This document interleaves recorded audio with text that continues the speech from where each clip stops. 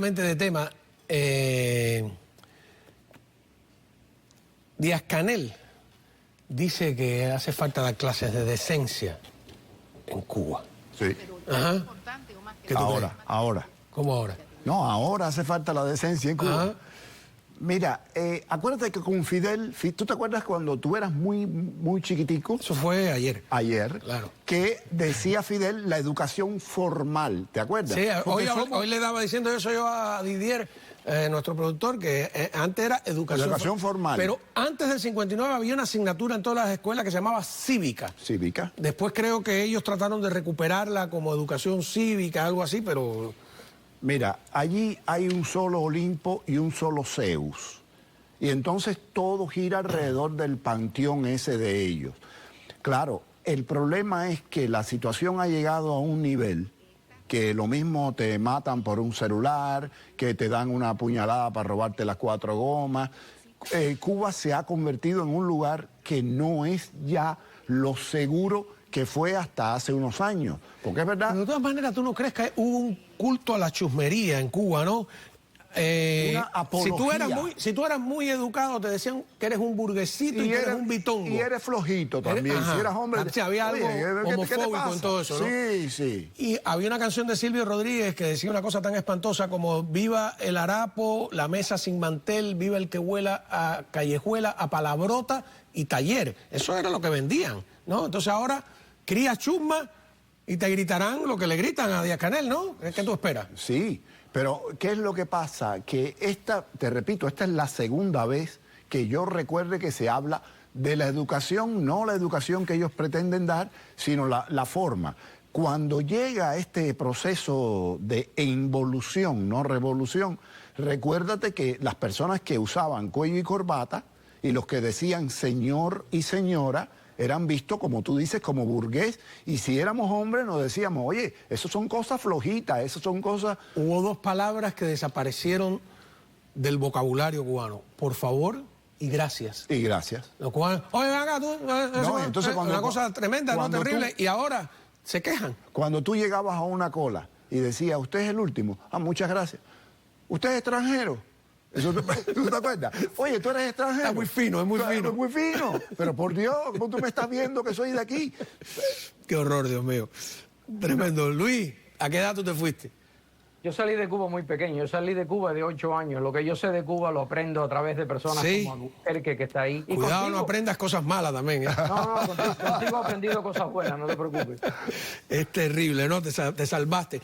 Ahora estaba viendo eso, 17% de la población en Cuba no tiene a ninguna hora agua potable. No le llega el agua potable. Llegan las famosas pipas y las personas mayores, las mujeres, no tienen cómo ir ahí al salvajismo, tienen que pagarle a alguien para conseguirlo. Es una cosa bastante complicada, ¿no? Que agrega además a la miseria humana, la miseria física. Pero recuerda lo que yo siempre te digo, esto no es un fracaso de Fidel, no es un fracaso necesariamente de Castro. Esto es parte del plan. Tenerte todo el día, tenerte... Esa es una discusión... Lo que pasa es que se le fue la mano, pero era darte el mínimo indispensable para que tuvieras que pensar si había llegado el pan. Tú vas con una bolsita, fíjate cómo se vive en Cuba, tú vas con una fundita de plástico, una java, como decimos nosotros, una javita plástica de cubache, porque nosotros en La Habana arrastramos la S.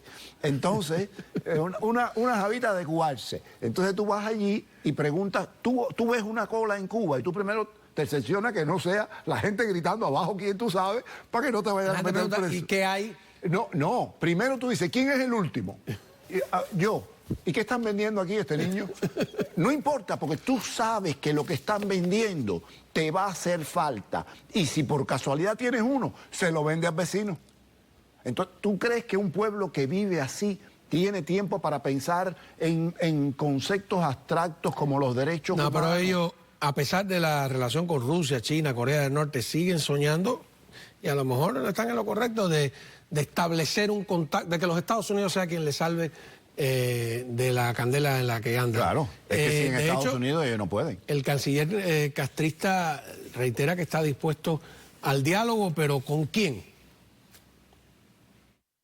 y amparará el reclamo presente durante el desarrollo de estas elecciones en los Estados Unidos, de la mayoría de los ciudadanos estadounidenses y de los cubanos residentes allí, de que el bloqueo sea levantado, de que Biden o el que venga acaben de tumbar el bloqueo. Tú sabes, un error incluso de analistas y académicos extranjeros, creer que el problema es entre el gobierno cubano y el gobierno estadounidense, y que una vez que se resuelva eso, se resuelve. No, el problema es entre el gobierno cubano y su pueblo. Y su pueblo. O sea, con quien tiene que dialogar el gobierno es con su pueblo. Nosotros. A quien tiene que escuchar es al pueblo. Entonces, no se hace nada con resolver el problema entre Estados Unidos. Al contrario, fortaleces la posición de no dialogar con el pueblo que tiene el gobierno. Pero además, yo te voy a decir una cosa. Venezuela tiene alguna medida de bloqueo de Estados Unidos y no levanta tampoco. El problema es el sistema. La Unión Soviética recibió un tubo de potaje, como dice tu amigo César Reinel, un tubo de potaje de los Estados Unidos cada vez que estaba por caerse. No es verdad eso de que le hicimos la vida un yogur, solo Reagan al final. Y así todo, la Unión Soviética implosionó desde dentro, porque el sistema no da. No es un problema de bloqueo, es que el sistema no da. Oye, ellos empiezan a darle hoteles a la gente. Oye, págame los impuestos y el hotel es tuyo. A los 2 años en Cuba hay de todo, con embargo o sin embargo. Hay de todo, porque las cosas fundamentales, alimentos y medicina, se pueden comprar en Estados Unidos. Lo que hay que pagarlo cachirulo, como decimos en La Habana. Pero cuando tú tienes dinero, tú lo pagas. Entonces dice que una niña murió porque las gotas no llegan, porque el bloqueo criminal. No, lo que tienes que pagar, no coger el dinero para pagar subversión en el resto del hemisferio, coge el dinero, paga las gotas y aquí te la vendemos. Entonces, fíjate como todo es una maquinaria para justificar. El embargo es algo, ellos le dicen bloqueo, bloqueo es otra cosa. Bloqueo, como tú sabes, fue lo que sufrió Sudáfrica, que no podía ni ir a las Olimpiadas. Eso sí es un bloqueo. De todas maneras, la fórmula no funciona, ¿no? No.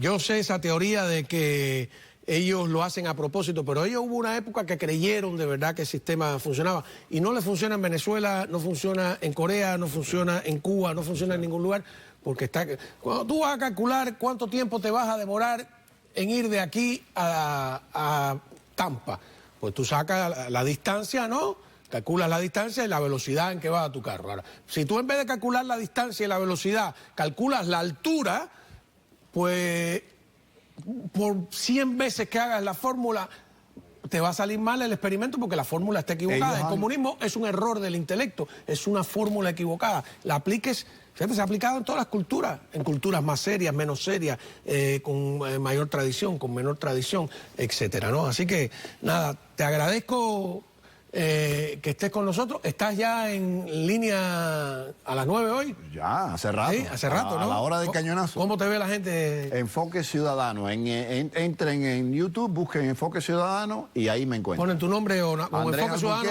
Enfoque Ciudadano y nada más que soy yo. Qué bien. Bueno, Luis, no voy a decir dónde tú estás porque tú eres medio misterioso, ¿no? Estás en la oscuridad ahí vigilando. ¿Cómo andas? Gracias por todo, ¿eh? Gracias por invitarme. Cómo no, gracias a ambos.